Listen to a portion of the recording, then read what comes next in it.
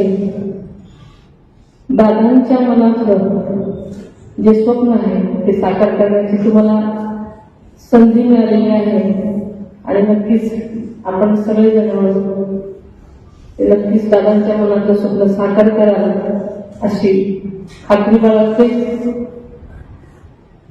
खरं तर हर्षवर्धन साहेबांनी आणि मामांनी सांगितल्याप्रमाणे मला आयुष्यात कधी वाटलं नव्हतं की मी इथे नृत्य शिकवलं.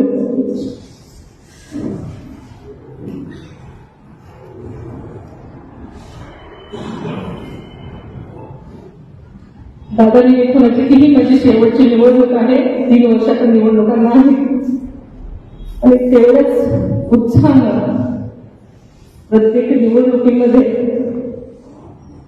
जीवाचं रान त्यांनी करायचं ठरवलेलं असतं, त्याचं कामच असतं.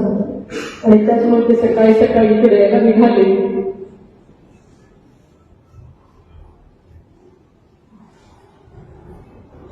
एका क्षणात आपण सगळे पोरके झालो,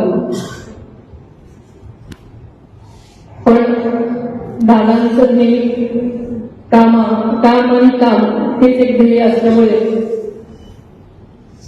दादांना आवडणाऱ्या गोष्टीच आपण सगळ्यांनी केल्या पाहिजे म्हणून मी सगळं